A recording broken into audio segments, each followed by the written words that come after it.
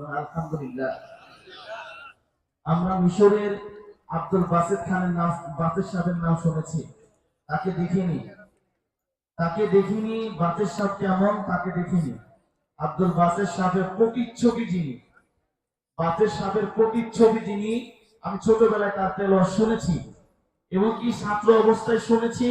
ওই অবস্থায় আমার মধ্যে মনে হয়েছিল মাত্র কোরআন নাযিল হচ্ছে। এই জন্য আপনারা আজকে বয়ান না, আজকে ওনার সমধৈর্যের শুনে এটা মনের ভিতর রাখবেন যে মনে হয় যে এই মাত্র জিবরাইল এসে আপনাদের মাঝে কোরআন নাযিল করছে। এজন্য খুব মনোযোগ সহকারে শুনবেন, খুব মনোযোগের সহকারে শুনবেন। মাঝে মধ্যে আল্লাহু আকবার তাকবীর দিবেন, আল্লাহু আকবার তাকবীর দিয়ে আল্লাহকে খুশি করবেন এবং কি আমাদের ভাইকে আরো আগ্রহী করে তুলবেন ইনশাআল্লাহ। এই পর্যায়ে আপনাদের সামনে কোরআন ও হাদিস থেকে মূল্যবান তাকরীর পেশ করছেন আন্তর্জাতিক পুরস্কার প্রাপ্তকারী মিষ্টিভাষী তরুণ বক্তা, সমস্ত কণ্ঠস্বর আলহাজ কারি সাইদুল ইসলাম আসাদ। আলহাজ কারি সাইদুল ইসলাম আসাদ, আমি হযরতকে কোরআন ও হাদিস থেকে আলোচনা করার জন্য অনুরোধ জানাচ্ছি।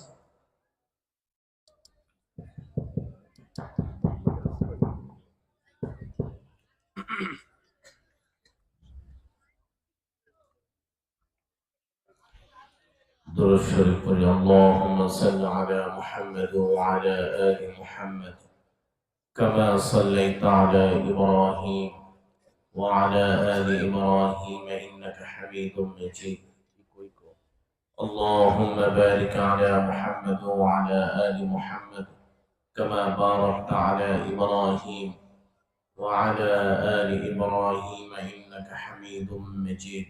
سبحان الله سبحان الله وبحمده سبحان الله العظيم. السلام عليكم ورحمة الله وبركاته. সম্মানিত হাজিরিন, আল্লাহর প্রিয় বান্দারা, আপনারা ভালো আছেন সবাই? আরো মহব্বতের সাথে বলি আলহামদুলিল্লাহ। আল্লাহ তাআলার বান্দারা, শুরুতে কোরআনুল কারীমের তেলাওয়াত হবে। কোরআনুল কারীমের তেলাওয়াত শ্রবণ করলে এক এক হারফে 10 নেকি। কয় নেকি? এক এক হরফে কয় নেকি? আমরা খুব আজমতের সাথে কোরআন শুনবো তো ইনশাআল্লাহ। আল্লাহ তাআলা আমাদের তৌফিক দান করুন। এই মাজমাকে আল্লাহ তাআলা ভরপুর কামিয়াবি দান করুন।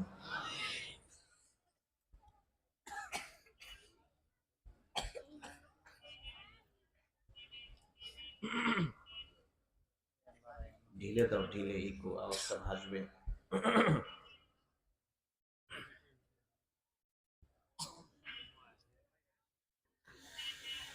أعوذ بالله من الشيطان الرجيم.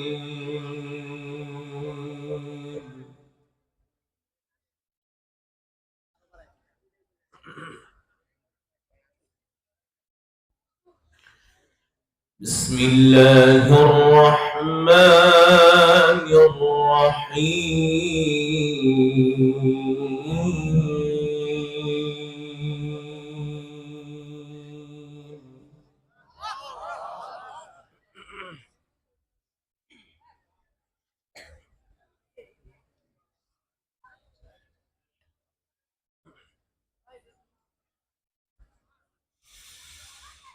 ولقد أهلكنا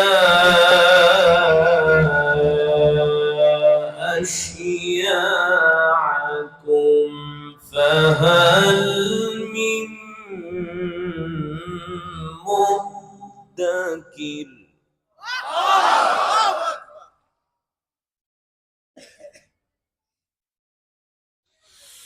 وكل شيء فعلوه في الزبر وكل صغير وكبير مستقر.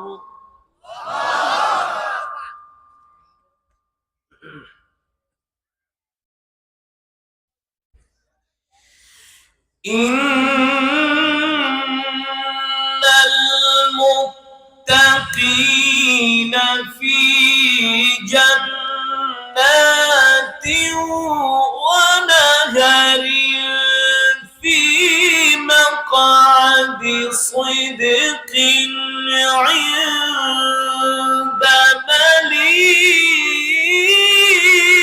مليك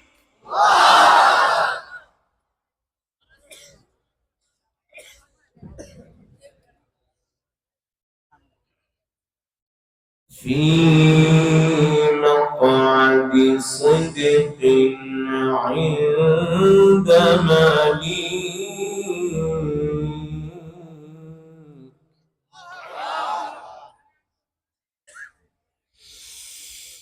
في مقعد صدق عند مليك مقتدر بسم الله الرحمن الرحيم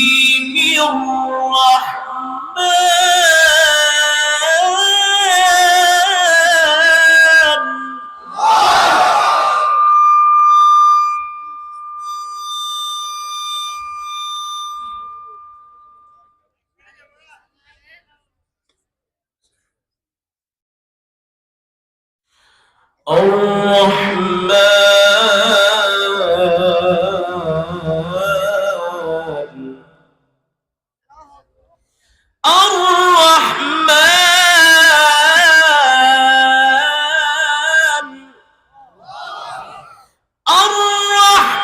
الرحمن علم القرآن خلق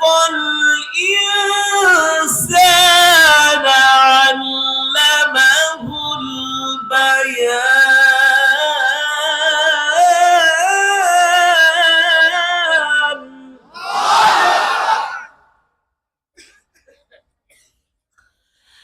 الشمس والقمر بحسبان والنجم والشجر يسجدان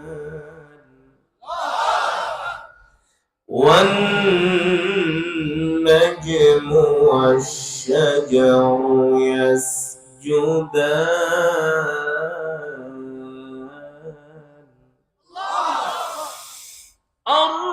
الرحمن علم القرآن خلق الإنسان علمه البيان الشمس والقمر بحسبان والنجم والشجر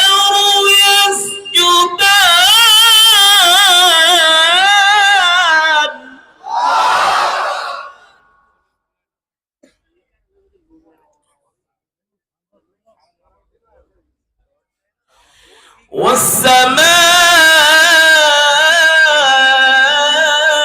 والسماء رفعها ووضع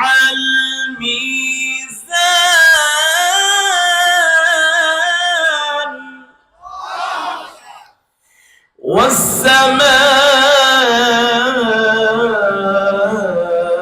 والسماء رفعها ووضع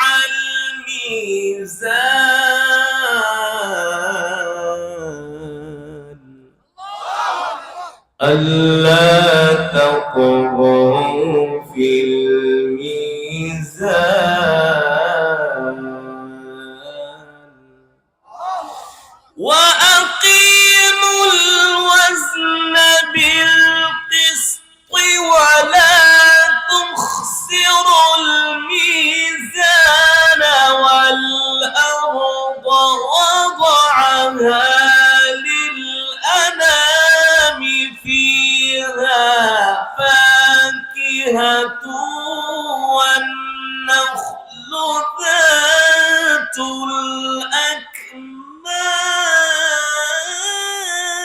الأكمام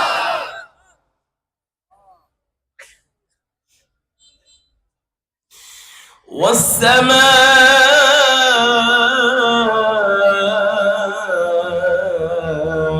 رفعها ووضع الميزان ألا تطغوا في الميزان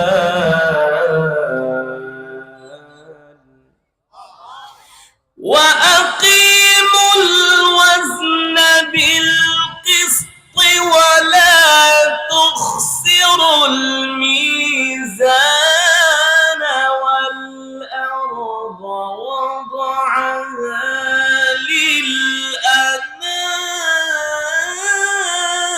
للأنام والأرض وضعها للأنام فيها فاكهة والنخل ذات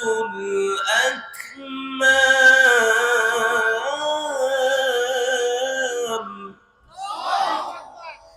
والحب ذو العصف والريحان فبأي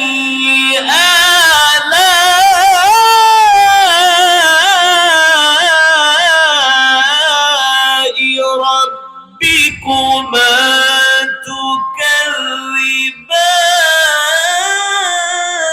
تكذبان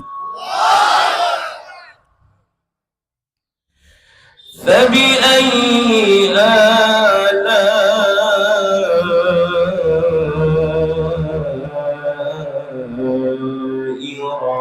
ربكما تكذبان فبأي آلاء ربكما تكذبان فبأي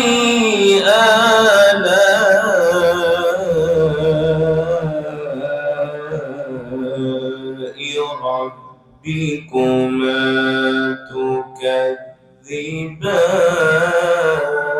تكذبان خلق الإنسان من صلصال كالفخار وخلق الجن من مارج من نار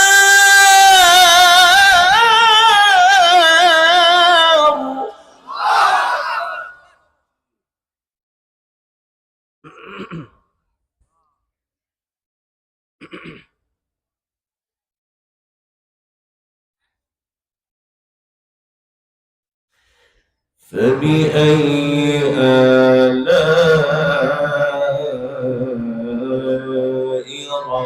ربكما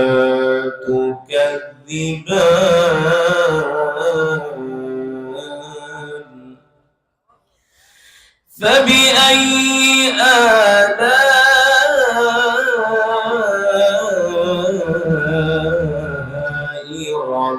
ربكما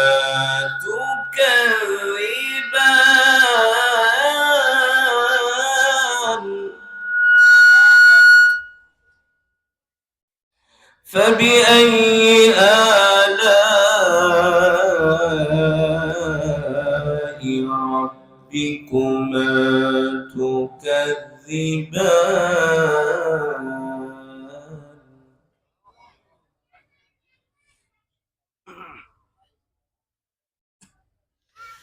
رب المشرقين ورب المغربين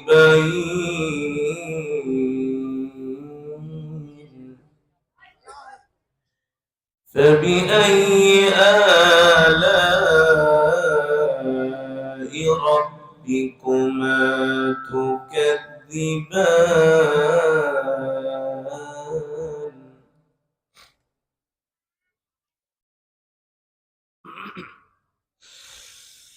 رب المشرقين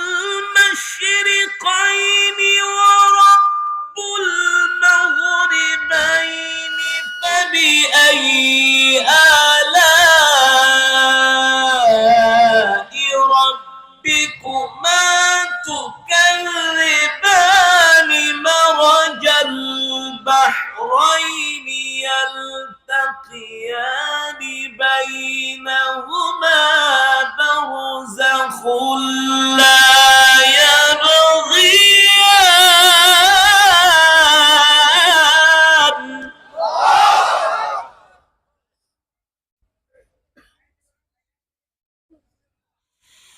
فبأي آلاء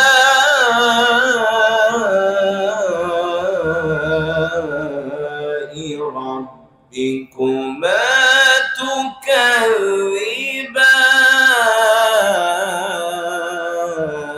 تكذبان فبأي آلاء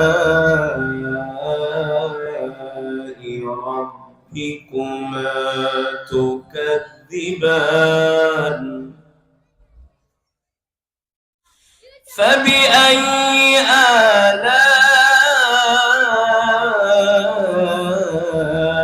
ربكما تكذبان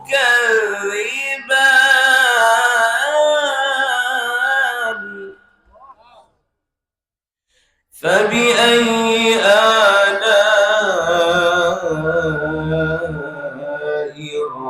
ربكما تكذبان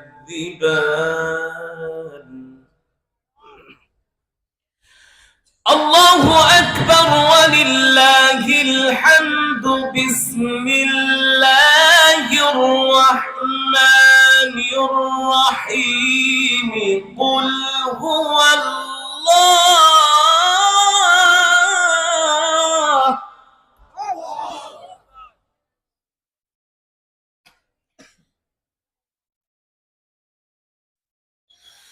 قل هو الله أحد الله الصمد لم يلد ولم يولد ولم يكن له كفوا أحد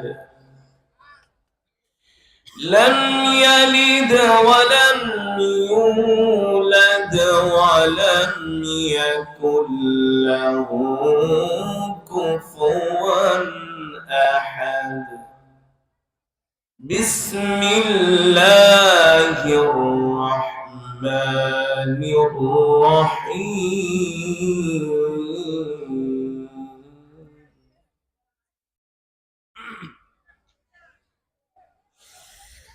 قل هو الله أحد الله الصمد لم يلد ولم يولد ولم يكن له كفوا أحد بسم الله الرحمن الرحيم قل هو الله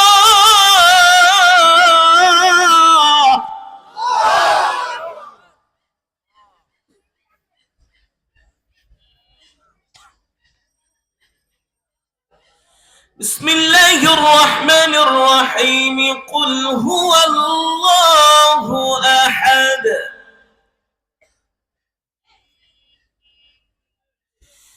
الله الصمد لم يلد ولم يولد ولم يكن له كفوا أحد لم يلد ولم يولد ولم يكن له كفوا أحد لم يلد ولم يولد ولم يكن له كفوا أحد صدق الله العلي العظيم আমরা সকলেই বলি আলহামদুলিল্লাহ আর ইমানি আওয়াজ দিয়ে মোহাব্বতের সাথে বলি আলহামদুলিল্লাহ ইমানদার মুসলমান সমস্ত প্রশংসা কার জন্য আর জোরে বলুন কার জন্য আচ্ছা আগে বলেন বয়ান চলবে কতক্ষণ কতক্ষণ প্রয়োজন নাই কালকে জুমার দিন শুক্রবার অনেকের ব্যস্ততা আছে ঠিক কিনা বলেন কোরআন হাদিস থেকে এমন কিছু আলোচনা হবে অল্প সময়ে যে আলোচনা শুনলে ঈমানের শক্তি বেড়ে যাবে রাজি আছেন ইনশাআল্লাহ তাহলে ওঠাওঠি করা যাবে না আমরা শেষ মোনাজাত দিয়ে বাড়িতে যাব আমি যে কোরআনুল কারীমের তেলাওয়াত করেছি আপনারা শুনেছেন এক এক হরফে 10টি করে নেকি পেয়েছেন কয়টা করে নেকি শুধু এখানেই শেষ নয় এই মজমায় যারা উপস্থিত হয়েছেন সকলেই এক খতম করে করে কোরআনুল কারীমের সওয়াব পেয়েছেন খুশি নাকি বেজার বলি আলহামদুলিল্লাহ আজকের মাহফিল থেকে আমরা আমাদের মা বাবা আত্মীয় স্বজনের জন্য দোয়া করব এই মজমার মধ্যে অনেকে আছেন যার মা আছে বাবা নাই বাবা আছে মা নাই দাদা নাই দাদি নাই নানি নাই আত্মীয় স্বজন ইন্তেকাল করছে আছে না তাদের জন্য দোয়া করার দরকার আছে কি আছে না আল্লাহ রাসূল বলছেন যে তোমরা সম্মিলিত মানুষের সাথে বেশি বেশি দোয়া করো কারণ এই মজমার ভিতরে অনেক হাফেজে কোরআন অনেক আল্লাহর ওলি আছে অনেক হাজী সাহেবানরা আছে কি আছে না অনেক সফরকারী আছে কিন্তু আপনি একা একা দোয়া করলে এই মানুষগুলো পাবেন না তো অল্প সময় আমরা কোরআনের মজমায় বসবো তো ইনশাআল্লাহ রাজি আছি তো ইনশাআল্লাহ তাহলে বলেন মুসলমান সমস্ত প্রশংসা কার জন্য আরো জোরে বলুন কার জন্য একমাত্র মহান রব্বুল আলামিনের জন্য যিনি আমাদেরকে সৃষ্টি করেছেন ঠিক কিনা বলেন ইমানদার মুসলমান ঈমানি আওয়াজ দিয়ে বলতে হবে আমাদের হায়াতের মালিক কে আমাদের রিজিকের মালিক কে আমরা কার গোলাম আরো জোরে বলি আমরা কার গোলাম ইমানদার মুসলমান আমি এতক্ষণ পর্যন্ত যে কোরআনুল কারীমের তেলাওয়াত করেছি আল্লাহর নবী বিশ্ব নবী রাহমাতুল লিল আলামিন যখন মক্কার জমিনে এই কোরআনের তেলাওয়াত করতেন মক্কার আবু জেহেল আবু লাহাব উতবা শাইবা আবু লাহাবরা এই কোরআনের তেলাওয়াতে বাধা দিয়েছিল ঠিক কিনা বলেন কোরআনের তেলাওয়াতে বাধা দেওয়ার কারণে তাদের পরিণাম কি হয়েছে আজকে আবু জেহেলের অস্তিত্ব নাই আবু লাহাবের অস্তিত্ব নাই ঠিক কিনা বলেন আজকে উতবা শাইবার কোনো অস্তিত্ব নাই ঠিক কিনা বলেন যারা বলেছিল আমরা আজীবন ক্ষমতায় থাকবো আজকে তারাও নাই আছে আমি কোন দলকে ইন্ডিকেট করছি না কোন দলকে বলছি না যেটা হক কথা সেটা বলছি ঠিক কিনা বলেন অনেক মাহফিলে তো মাইকও কেড়ে নেওয়া হতো বক্তাকে কথা বলতে দিত না ঠিক কিনা বলেন তার মানে এটা সরাসরি কোরআনের বিরুদ্ধে অবস্থান নেওয়া হয়েছিল সুতরাং কোরআনের বিরুদ্ধে ইসলামের বিরুদ্ধে যারাই অবস্থান নিবে পৃথিবীর কোথাও না কোথাও তারা লাঞ্ছিত অপমানিত অবহেলিত হবে ঠিক কিনা বলেন হবে কি হবে না এটা আমার কথা নয় মুসলমান এই আসমান কার জমিন কার কোরআনে আছে কি আছে না আল্লাহ তাআলা বলছেন ইন্না ফি খালকিস সামাওয়াতি ওয়াল আরদি ওয়া ইখতিলাফিল লাইলি ওয়ান নাহার নবী এই আসমান সৃষ্টি করেছি আমি জমিন সৃষ্টি করেছি আমি সূর্য সৃষ্টি করেছি আমি চন্দ্র সৃষ্টি করেছি আমি আমার জমিনে আমার কোরআনের কথা চলবে না এটা হতে পারে না কে বলছেন আরো আসতে বলেন কে বলেছেন আল্লাহ রাব্বুল আলামিন সে কথাই বলছেন আলা লাহুল খালকু ওয়াল আমরু তাবারাকাল্লাহু রাব্বুল আলামিন সুবহানাল্লাহ বলেন আল্লাহ রাব্বুল আলামিন বলেন নবী মক্কার কাফেরদেরকে বলে দেন আপনি যে কোরআন তেলাওয়াত করেন মক্কার কাফেররা কোরআন তেলাওয়াতে বাধা দেয় ঠিক কিনা বলেন মক্কার কাফেররা বলে ওয়াকালাল্লাযীনা কাফারু লা তাসমাউ লিহাযাল কুরআনি ওয়ালগাউ ফীহি লাআল্লাকুম তাগলিবুন আল্লাহর নবী যখন কোরআন পড়তেন আবু জেহেলরা ছোট ছোট বাচ্চাদেরকে ডাক দিত ডাক দিয়া চকলেট দিয়ে বলতো যাও ওই যে মোহাম্মদ কোরআন পড়তেছে ওইখানে যায় জোরে জোরে আওয়াজ করো, যাতে মোহাম্মদের কোরআন তেলাওয়াত কোনো মানুষ শুনতে না পারে। বলেন নাউজুবিল্লাহ। এত ষড়যন্ত্র, এত চক্রান্ত করার পরেও মক্কার কাফেরেরা কোরআনের আওয়াজ বন্ধ করতে পারে নাই। ঠিক কিনা বলেন? এই কোরআনের আওয়াজ বন্ধ করার মতো না। ইন্না নাহনু নাযালনা যিকরা ওয়া ইন্না লাহু লাহাফিজুন। আল্লাহ রাব্বুল আলামিন বলেন, নবী এই কোরআন নাজিল করেছি আমি, আর কোরআন হেফাজত করার দায়িত্ব হলো আমার। আজকে তো আমরা মুসলমানরা কোরআনের পক্ষে নাই, আছে না? কত মুসলমান কোরআনের কথা শুনতে পারে না, আছে কি আছে না? তাদের কাছে ওয়াজ মাহফিল ভালো লাগে না, তাদের কাছে যাত্রা ভালো লাগে, তাদের কাছে নায়িকা গায়িকাদের নাচ ড্যান্স ভালো লাগে। ঠিক কিনা বলেন? ওরা জানে না এই পৃথিবী তো থাকার জায়গা নয়। ঠিক কিনা বলেন? কিন্তু রাসূলের সাহাবীরা কেমন ছিল? আল্লাহ রাসূলের সাহাবীদের কাছে শুধু কোরআনই ভালো লাগতো না, এই কোরআনের জন্য রাসূলের সাহাবীরা জীবন পর্যন্ত দিয়েছিলেন। এই কোরআনের জন্য রাসূলের সাহাবীরা জীবন পর্যন্ত দিয়েছিলেন। ঠিক কিনা বলেন? রাসূলের একজন প্রিয় সাহাবী, ও যুবক, আজকে তোমাকে কোরআনের মাজমায় পাওয়া যায় না, তোমাকে কোরআনের তেলাওয়াতে পাওয়া যায় না, তোমাকে কোরআনের আন্দোলনে পাওয়া যায় না, তোমাকে কোরআনের কথা বলা হয় সেখানে তোমাকে পাওয়া যায় না, তোমাকে পাওয়া যায় চায়ের দোকানে, তোমাকে পাওয়া যায় মেসি আর রোনাল্ডোর ফুটবল খেলা দেখার জন্য। আরে মেসি আর রোনাল্ডোর কি তোর নানা লাগে না দাদা লাগে? ঠিক কিনা বলেন? এই মেসি আর রোনাল্ডো তোমার কোনো উপকার করতে পারবে না। পারবে? অথচ এই কোরআন যার উপর নাজিল হয়েছে, বিশ্বনবী রাহমাতুল লিল আলামিন যার উপরে আল্লাহ কোরআন নাজিল করেছেন, ওই নবীর সুপারিশ ছাড়া, সাফায়াত ছাড়া জান্নাতে যাওয়া যাবে না। যাওয়া যাবে? অথচ আল্লাহ রাসূল এই কোরআনের জন্য উহুদের ময়দানে দান মোবারক শহীদ করেছেন। তায়েফের ময়দানে কাফেররা আল্লাহ রাসূলকে 5 কিলোমিটার রাস্তা দৌড়াইছে, পাগল বলে পাথর মারছে। রাসূলের শরীরকে ক্ষত বিক্ষত করা হয়েছে, আল্লাহর নবীর শরীর মোবারক থেকে রক্ত ঝরেছে। ঠিক কিনা বলেন? তারপরও আল্লাহর নবী আল্লাহর কোরআন থেকে এক চুল পরিমাণ দূরে সরে যায় না। আমরাও সেই নবীর উম্মত, আমরাও কোরআনের জন্য যদি আমাদের সন্তানদেরকে এতিম করতে হয়, আমরা রাজি আছি কিনা? স্ত্রীকে যদি বিধবা করতে হয়, রাজি আছি কিনা? আল্লাহর জমিনে আল্লাহর কোরআনের রাজ কায়েম করতেই হবে, আল্লাহর জমিনে আল্লাহর কোরআনের বিধান কায়েম করতে হবে। ঠিক কিনা বলেন? কারণ আমাদের মতো মুনাফিক মার্কা মানুষ তো সাহাবীরা ছিলেন না। সাহাবীরা আল্লাহর কোরআনের জন্য নিজের সম্পদ বিলায় দিয়েছেন, আল্লাহর কোরআনের জন্য নিজের জান দিয়ে দিয়েছেন। ঠিক কিনা বলেন? এমন একজন রাসূলের সাহাবী ছিল যার নাম হলো খাব্বাব। নাম কি? এ যুবক, তোমার মতো একজন যুবক ছিল রাসূলের সাহাবী, যার নাম হলো খাব্বাব রাদিয়াল্লাহু তাআলা আনহু। আমিরুল মুমিনিন, খলিফাতুল মুসলিমিন হযরত ওমর রাদিয়াল্লাহু তাআলা আনহু একদিন হযরতে খাব্বাব তার সামনে জামা খুললেন যে কোনো কারণে।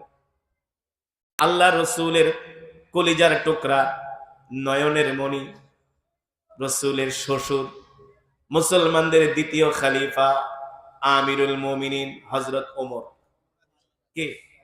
হযরত ওমর রাদিয়াল্লাহু তাআলা আনহু, তার সামনে হযরত খাব্বাব রাদিয়াল্লাহু তাআলা আনহু একদিন জামা খুললেন। জামা খোলার পরে হযরত ওমর খাব্বাবের শরীরের দিকে তাকায়া কান্না করে দিছে।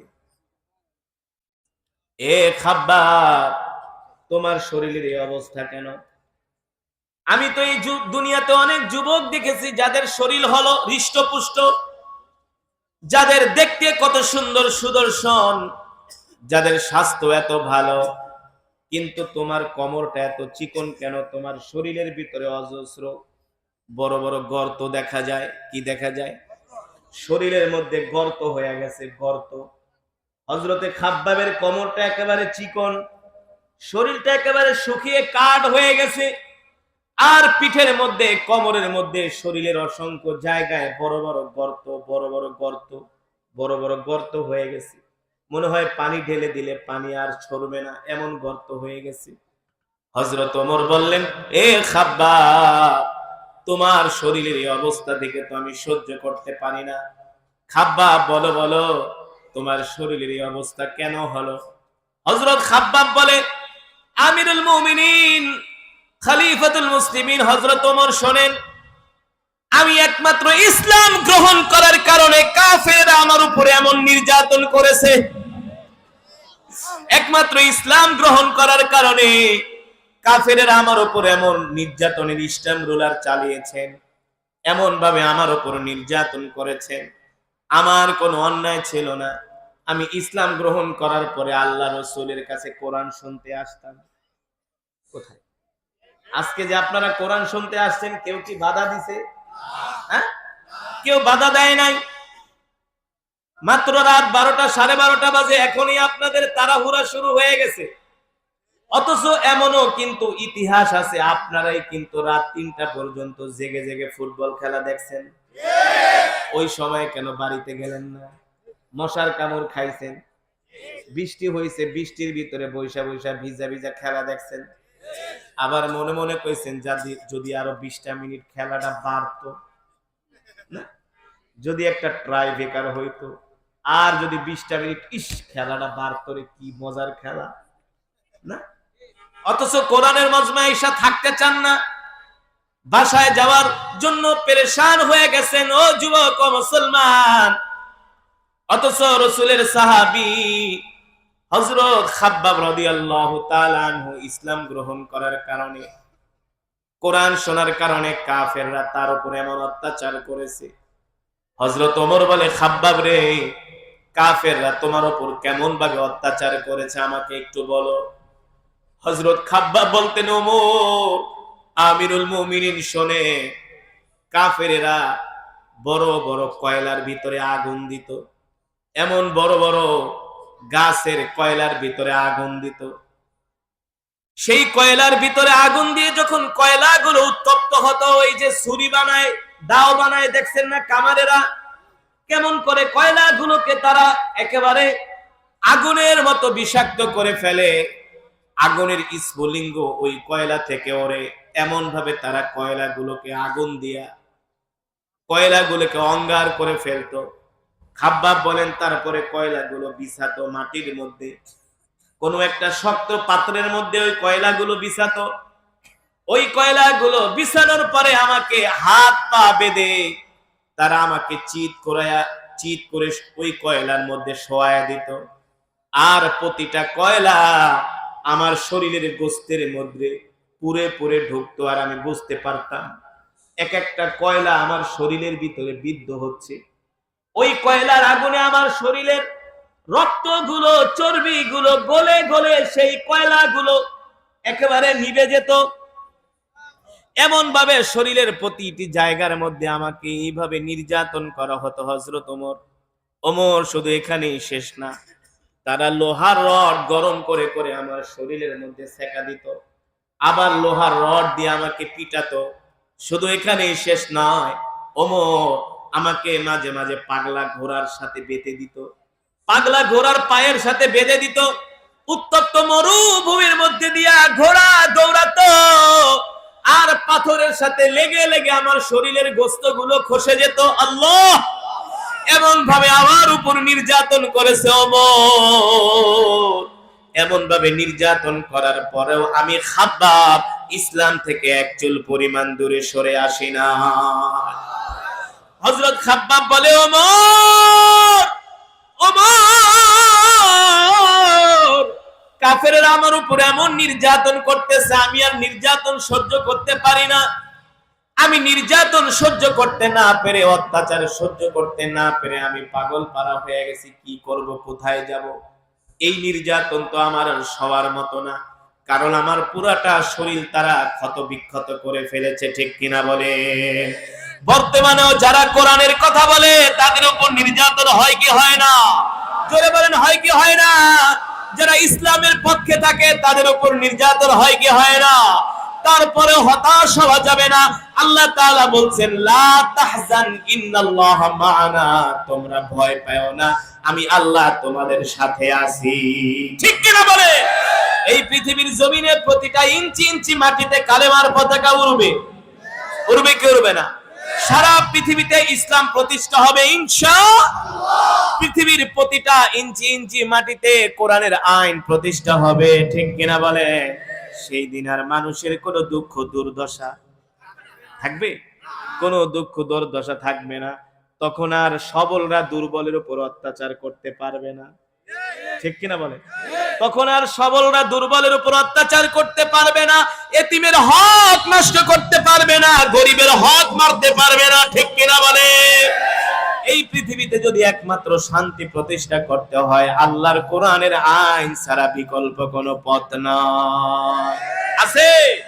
এই সমস্ত গণতন্ত্র, রাজতন্ত্র, সমাজতন্ত্র দিয়ে শান্তি প্রতিষ্ঠা হবে না। শান্তি প্রতিষ্ঠা করতে হলে আল্লাহর কোরআনের তন্ত্র কায়েম করতে হবে মুসলমান, ঠিক কিনা বলেন? হযরত খাব্বাব বলে, আমি কি করব, পেরেশান হয়ে গেলাম, চিন্তিত হয়ে গেলাম, আমি কোথায় যাব? এই নির্যাতন আর সইতে পারি না। আমি দৌড় দিয়া আল্লাহ রাসূলের কাছে গেলাম। আমি দেখি আল্লাহ রাসূল খানায় কাবার বাইতুল্লাহর এক পাশে বসে আল্লাহ রাসূল রোদ থেকে বাঁচার জন্য একটু বিশ্রাম নিচ্ছেন। খানায় কাবার গিলাফের পাশে আল্লাহ রাসূল বসে বসে বিশ্রাম নিচ্ছেন। আমি অবস্থায় আল্লাহ রাসূলের সামনে হাজির হয়ে গেলাম।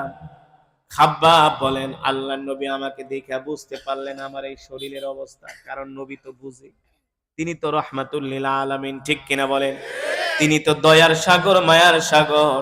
আল্লাহ তাআলা কোরআনুল কারীমের মধ্যে সে কথাই বলছেন, লাকাদ জাআকুম রাসূলুম মিন আনফুসিকুম আজিজুন আলাইহি মা আনিতুম হারিসুন আলাইকুম বিল মুমিনিনা রাউফুর রহিম। আল্লাহু আকবার। فإن تولوا فقل حسبي الله لا إله إلا هو عليه توكلت وهو رب العرش العظيم। الله أكبر। আজকে দুঃখের বিষয় হলো সমাজের অনেক মানুষ কোরআন পড়তে পারে না। আমি যে আয়াতে কারিমা পড়েছি, আপনারা যদি অর্থ পারতেন, ব্যাখ্যা পারতেন, এই আয়াতটা শোনার পরে আপনাদের চোখ দিয়ে পানি চলে আসতো।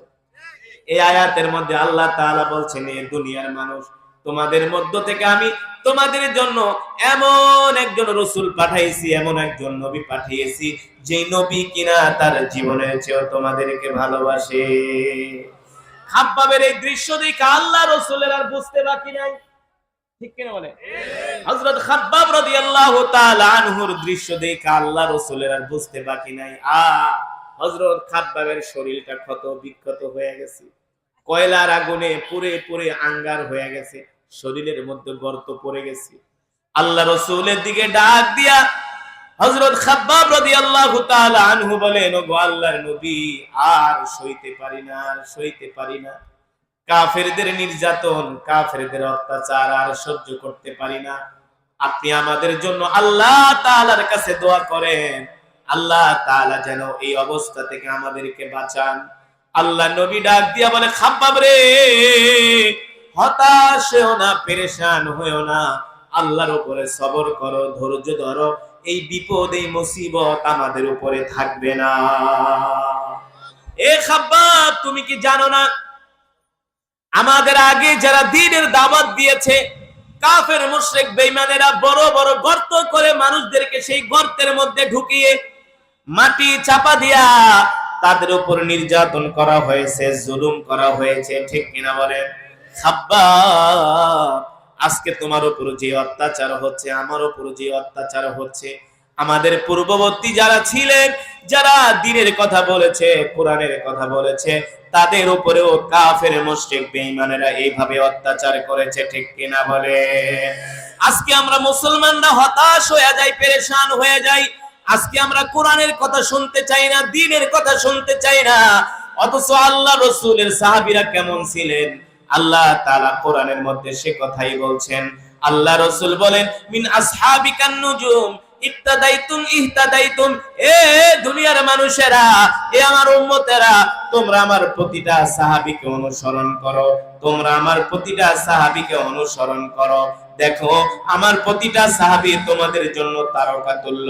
আমার সাহাবীদের উপরে নির্যাতন করা হয়েছে, জুলুম করা হয়েছে, তারপরেও আল্লাহর পয়গম্বরের সাহাবীরা ইসলাম থেকে একজন পরিমাণ দূরে সরে যায় না। ঠিক কিনা বলেন? তারাই হলো মুমিন, তারাই হলো মুমিন। আল্লাহ তাআলা সেই কথাই বলছেন, ইন্নাল্লাহা আশতারা মিনাল মুমিনিনা আনফুসাহুম ওয়া আমওয়ালাহুম বিআন্না লাহুমুল জান্নাহ ইউকাতিলুনা ফি সাবিলিল্লাহি ফায়াকতুলুনা ওয়া ইউকতালুন। যারা মুমিন আল্লাহ তাআলা বলে আমি মুমিনের জান মালকে জান্নাতের বিনিময়ে ক্রয় করে নিয়েছি।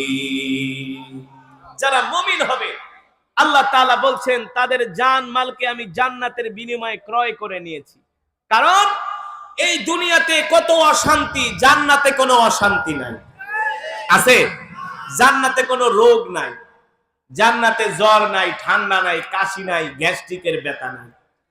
সেই জায়গায় আপনাকে আর সেকলো খেতে হবে না, সার্জেল খেতে হবে না। ঠিক কিনা বলেন? জান্নাতে শুধু শান্তি, আর সেই জান্নাতকে আপনি এমনি পেয়ে যাবেন, কষ্ট করতে হবে না। আল্লাহ রাব্বুল আলামিন সে কথাই বলছেন, আম হাসিবতুম আন তাদখুলুল জান্নাতা ওয়া লাম্মা ইয়াতিকুম মাসালুল লাযিনা খালাউ মিন ক্বাবলিকুম মাসাতুহুমুল বাসাউ ওয়াদ-দাররাউ وزلزلوا حتى يقول الرسول والذين آمنوا معه متى نصر الله ألا إن نصر الله قريب। সাহাবাদের উপর এমন অত্যাচার হতো, নির্যাতন হতো, জুলুম হতো, সাহাবায়ে কেরাম এসে বলতো, গো আল্লাহর নবী, আল্লাহর সাহায্য কখন আসবে? আল্লাহর পয়গম্বর বলতেন, তোমরা ধৈর্য ধরো, নিরাশ হয়ো না, আল্লাহ তাআলার সাহায্য আমাদের জন্য অতি নিকটবর্তী। জোরে বলেন সুবহানাল্লাহ। এই দুনিয়াতে যারা কষ্ট করবে আল্লাহ তাআলা তাদেরকে এমন জান্নাত দিবে, সুবহানাল্লাহ। কেমন জান্নাত দিবে, কেমন জান্নাত দিবে? আল্লাহর নবী বলেন, যে জান্নাতের কথা কোনোদিন তুমি তোমার চোখ দিয়া দেখো না, এমন জান্নাতের নিয়ামত আল্লাহ তাআলা জান্নাতের মধ্যে আমাদেরকে দেয়া হবে। যেই জান্নাতের মধ্যে কোনো কষ্ট নাই, যেই জান্নাতের ভিতরে কোনো পেরেশানি নাই, যেই জান্নাতের ভিতরে কোনো রোগ নাই, যেই জান্নাতের ভিতরে কোনো নির্যাতন নাই, জুলুম নাই, শুধু শান্তি আর শান্তি। ঠিক কিনা বলে? ওই জান্নাত কি এতই সোজাই পাওয়া যাবে? জোরে বলেন। ওই জান্নাতের জন্য রাসূলের সাহাবীরা কষ্ট করছে কি করছে না? আল্লাহ রাসূল কষ্ট করছে কি করছে না? আল্লাহ রাসূল ক্ষুধার যন্ত্রণায় পেটে পাথর বেঁধেছে। এক সাহাবী এসে বলে, গো আল্লাহ রাসূল, আর পারতেছি না, দেখেন কাফেরদের নির্যাতনে তারা অবরোধ করে রেখেছে। বর্তমানে যেমন ফিলিস্তিন, কোথায়? ফিলিস্তিন। এই ফিলিস্তিনের যিনি হামাস প্রধান, তার নাম হলো ইয়াহিয়া আস-সিনওয়ার।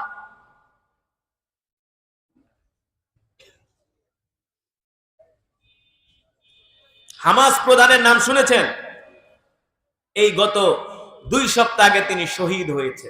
এ যুবক, এ মুসলমান, তুমিও মুসলমান, আমিও মুসলমান, আর হামাস প্রধান ইয়াহিয়া আস-সিনওয়ার তিনিও মুসলমান।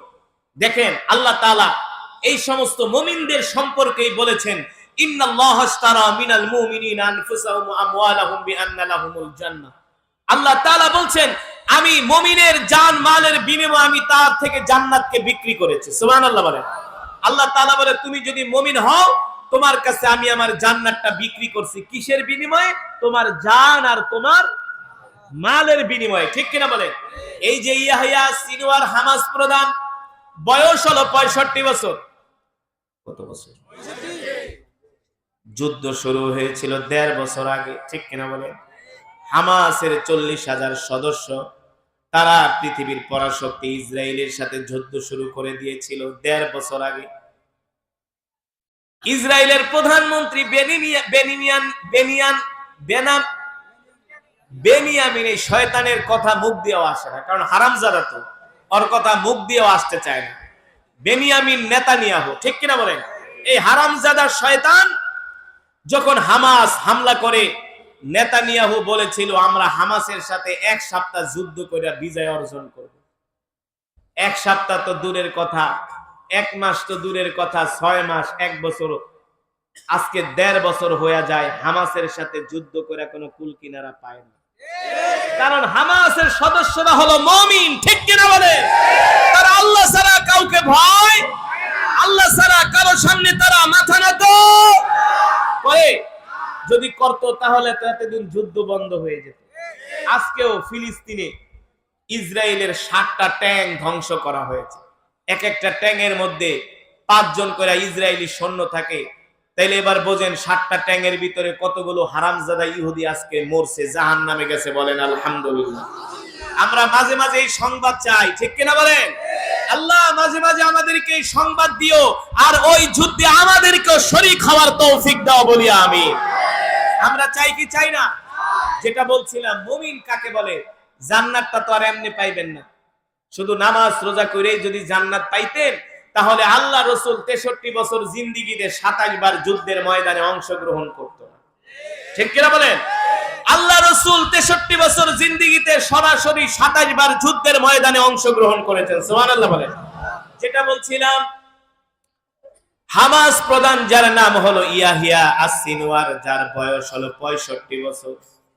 কত বছর? ইসরায়েলের পত্রিকা প্রতিবেদন করেছে এই 65 বছর বয়সে ইয়াহিয়া আস-সিনওয়ার 35 কেজি ওজনের অস্ত্র নিয়ে সরাসরি কাফেরদের সাথে যুদ্ধ করছে। তিনি এমন একটা জায়গায় যুদ্ধে ছিলেন, এমন একটা বাংকারের মধ্যে ছিলেন, সেখানে খাবার দাবার পৌঁছানোর মতো কোনো সুযোগ ছিল না, কারণ চতুর্দিকে ইহুদি সৈন্যরা। ওই অবস্থায় দিনের মুজাহিদ হামাস প্রধান তিনি 3 দিন পর্যন্ত না খেয়ে যুদ্ধ করেছেন। কয়দিন পর্যন্ত? 3 দিন পর্যন্ত তিনি না খেয়ে যুদ্ধ করেছেন। আল্লাহু আকবার। আল্লাহ রাব্বুল আলামিন এই সমস্ত মুমিনদের কথাই কোরআনের মধ্যে বলছে, ঠিক কিনা বলেন? আর আমরা মনে করি 2-4 ওয়াক্ত নামাজ পড়া, কয়েকটা রোজা রেখা, 2-4টা ওয়াজ মাহফিল শুনে আমরা জান্নাতে চলে গেছি। আমাদের এক পাও জান্নাতে গেছে গা। এত সোজা না, এত সোজা না। আল্লাহ তাআলার জান্নাত পেতে হলে ঈমানের পরীক্ষা দিতে হয়, ঠিক কিনা বলেন? ঈমানের পরীক্ষা দিতে হয় কি হয় না? যেমন করে ফিলিস্তিনের মুসলমানরা ঈমানের পরীক্ষা দিচ্ছেন, ঠিক কিনা বলেন? বর্তমানে ফিলিস্তিনের মুসলমানরা যেভাবে ঈমানের পরীক্ষা দিচ্ছেন, এই পরীক্ষা যদি আমাদের উপরে আসে, আমরা নিশ্চিত মুনাফিক হয়ে যাব। কিন্তু তাদের ঈমানের পাওয়ার কত! ইসরায়েলিরা বোম্বিং করতেছে আর তারা বলতেছে হাসবুনাল্লাহ হাসবুনাল্লাহু ওয়া নি'মাল ওয়াকিল, আল্লাহ তাআলাই আমাদের জন্য যথেষ্ট। আল্লাহু আকবার। জোরে বলেন আল্লাহু আকবার। আবার তারা দোয়া করতেছে ইন্না লিল্লাহি ওয়া ইন্না ইলাইহি রাজিউন, আল্লাহুম্মা আজুরনি ফি মুসিবাতি ওয়া আখলুফ লি খায়রাম মিনহা। ইহুদিরা, আজকে তোমরা বম্পিং করে আমাদের ঘরগুলো, আমাদের বাড়িগুলো তোমরা ধ্বংস করে দিচ্ছ। শোনো শোনো, এই অবস্থা থাকবে না, এই অবস্থা থাকবে না। অবশ্যই আসমানের মালিক, জমিনের মালিক আমাদের রব এই অবস্থার পরিবর্তন করবে, ঠিক কিনা বলে? ও মুসলমান, এই কারণে আজকের মাহফিল থেকে আমরা বলে যাই, আজকের মাহফিল থেকে আপনাদের সামনে বলে যায়, যেমন করে 5 ওয়াক্ত নামাজ পড়তে হবে, ঠিক যদি আপনি মুমিন হন, আপনার দিলের মধ্যে জিহাদের তামান্নাও থাকতে হবে। আজকের মাহফিল থেকে স্পষ্ট আপনাদেরকে একটা বার্তা দিয়ে দেয়, শুনে রাখেন, কথাটা মনে রাখেন। আপনি মনে করেন আমি হজ করছি, জান্নাতে চলে যাবো, আমি মুসলমান, জান্নাতে চলে যাবো, আমি 5 ওয়াক্ত নামাজ পড়ি, রোজা করি, জান্নাতে চলে যাব। যদি আপনার দিলের ভিতরে জিহাদের তামান্না না থাকে, তাহলে আপনি মুসলমান হওয়া সত্ত্বেও মুনাফিক হয়ে মারা যাবেন। মুসলমান হওয়া সত্ত্বেও কি মুনাফিক হয়ে? এই কারণে আল্লাহ রাসূল আমাদেরকে দোয়া শিখায় গেছেন, আল্লাহুম্মা রযুকনি শাহাদাতান ফি সাবিলিক ওয়াজআল মাউতি ফি বালাদি রাসূলিক। আল্লাহ রাসূল আমাদেরকে দোয়া শিখায় গেছে, এ সাহাবীরা, আল্লাহ তাআলার কাছে বেশি বেশি করে দোয়া করো। আমার উম্মতদেরকে বইলা দিও, আমার উম্মত যেন বেশি বেশি করে দোয়া করে। কোন দোয়া? কোন দোয়া? আল্লাহুম্মা রযুকনি শাহাদাতান ফি সাবিলিক ওয়াজআল মাউতি ফি বালাদি রাসূলিক। মাবুদ মাওলা গো, মৃত্যু তো দিবেন, এই মৃত্যু থেকে আমরা বাঁচতে পারবো না, তবে আমাদের মৃত্যুটা যেন হয় জিহাদের ময়দানে। কে বলছে? আল্লাহর নবী বলছেন, আল্লাহ তাআলার কাছে সব সময় শহীদ মৃত্যু কামনা করো। কোন মৃত্যু? আল্লাহ তাআলা বলছেন সব সময় তোমরা আল্লাহ তাআলার কাছে শহীদ মৃত্যু কামনা করো, অথবা আল্লাহ ওয়াজআল মাউতি ফি বালাদি রাসূলিক, অথবা মদিনার মাটিতে আমাদেরকে মৃত্যু দাও, ঠিক কিনা বলে? তাহলে আজকের মাহফিল থেকে আমরা এটাই শিখলাম, মুসলমান হলেও ইমানদার হলেও নামাজ রোজা করলেও জিহাদের তামান্না দিলের ভিতরে রাখতে হবে, ঠিক কিনা বলে? রাখতে হবে কি হবে না? নইলে আপনি মুসলমান হওয়ার পর আপনি মুনাফিক বেঈমান হয়ে মারা যাবেন। এই কারণে জিহাদের তামান্না আমাদের দিলের মধ্যে বিদ্যমান থাকবে, জিহাদের তামান্না আমাদের দিলের ভিতরে রাখতে হবে।